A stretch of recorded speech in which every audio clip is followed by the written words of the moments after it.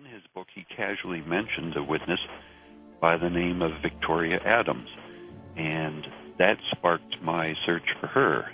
It was a very interesting story. She was a witness on the fourth floor of the building and came down the back stairs following the shots. An innocent story at that point, but it seemed incomplete to me, and so that's what got me into looking into her side of the story. Did you find her, Barry? I did. It took 35 years. It was a very difficult search, only because she did what she said she did, and that was in conflict with what the Warren Report wrote about her. And when she read her testimony, eventually, years later, in the 26th volume, she realized that they had altered her testimony somewhat.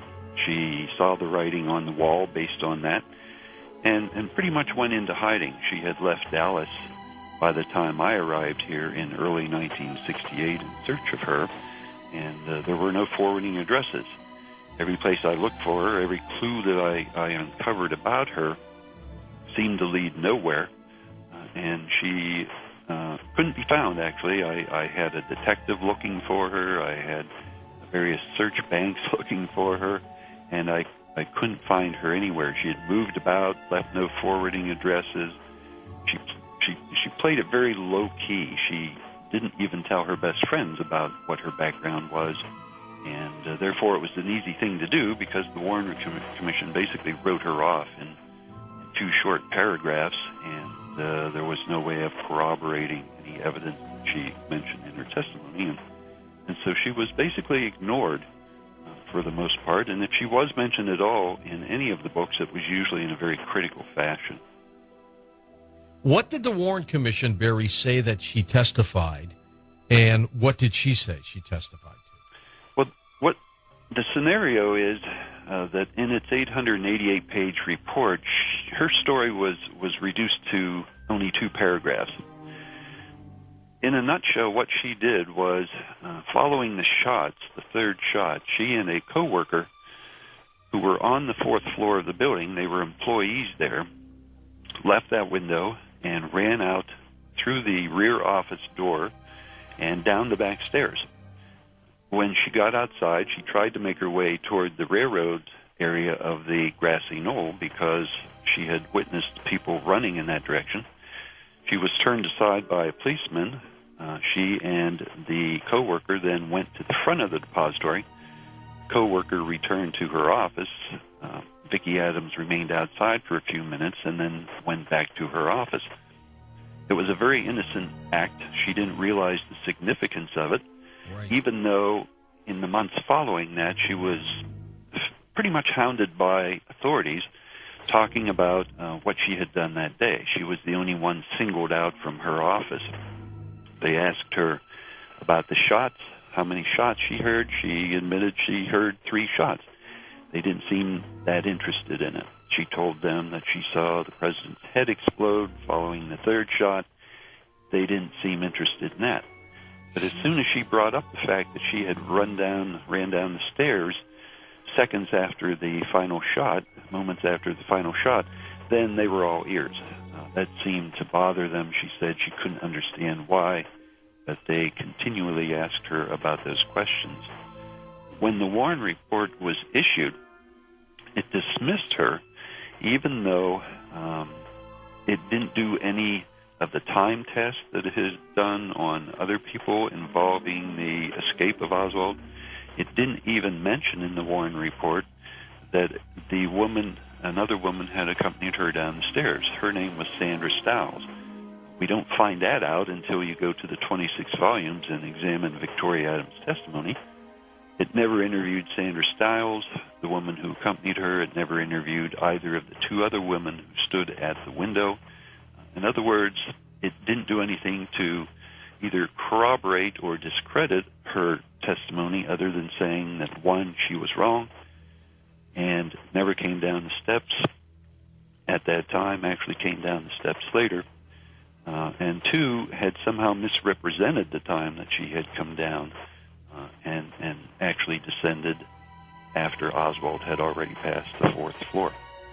So she saw Oswald.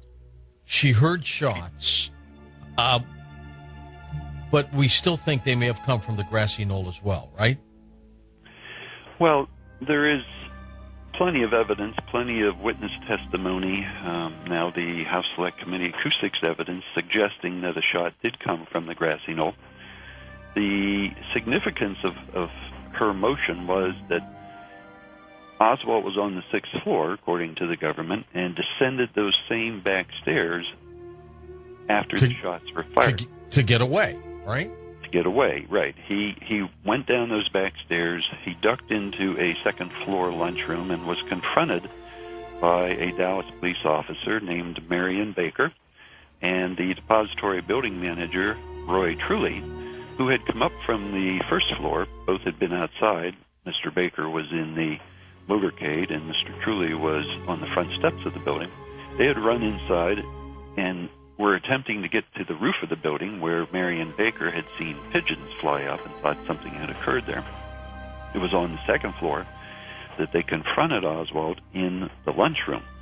Baker seeing him through a little window in the doorway and going in and confronting him. It was Roy Truly then who said he's an employee, at which case Baker holstered the gun that he had stuck in Oswald's stomach, and they both continued up to the roof.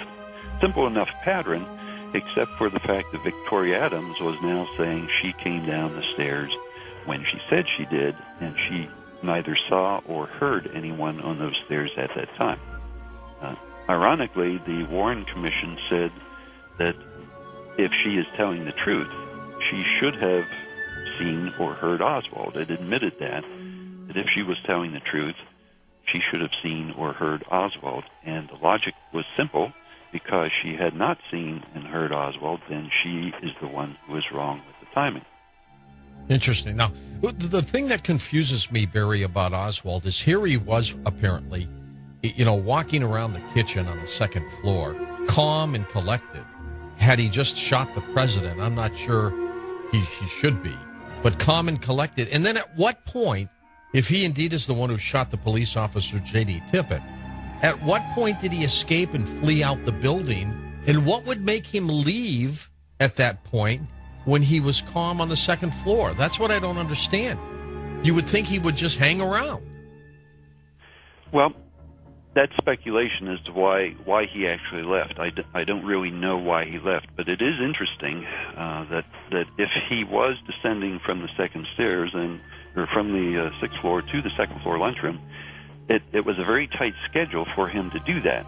He had to get to the second floor, obviously, before the officer and Roy Truly came up from the first floor and saw him in that second floor lunchroom. Right. If he were escaping, you have to wonder why he would pause in the lunchroom to buy a Coke and then hurry down the hallway that was adjacent to the lunchroom to make his escape out the first floor doorway. It does tend to make you wonder why he wouldn't continue down from the 6th floor to the first floor and escape out the rear of the building. One could argue that he heard someone coming up from the first floor and therefore ducked in there, but why he would, and you'd have to understand the layout of the lunchroom, but going into the lunchroom, he basically cornered himself in there. Why he would then purchase a Coke, whether he did it prior to Baker coming in or after Baker coming in, I don't know. Why he wouldn't have continued out the hallway, as I say, that led from that door and make a hasty escape, I don't know. But it is true that he was very calm, cool, and collected when the officer confronted him. He left that lunchroom and was cited by another woman in an office nearby, and she described him the same way, that he was very calm, casually walking through the office. He descended to the first floor and then left from the front entrance. The whole thing is bizarre, Barry, isn't it? It is indeed, and I think the significance of Victoria Adams and what she did is shown by what the Warren Commission did to discredit her. It clearly had an agenda, and Victoria Adams presented a thorn in the side of that. And what they did with her was, even though and this is an interesting point, David Bellin, the Warren Commission attorney that was assigned to investigate this area of the investigation, or the so-called investigation, wrote to his boss on February 25th of 1964, in which he explained in detail the significance that Victoria Adams held and the fact that she had come down the stairs following the shooting.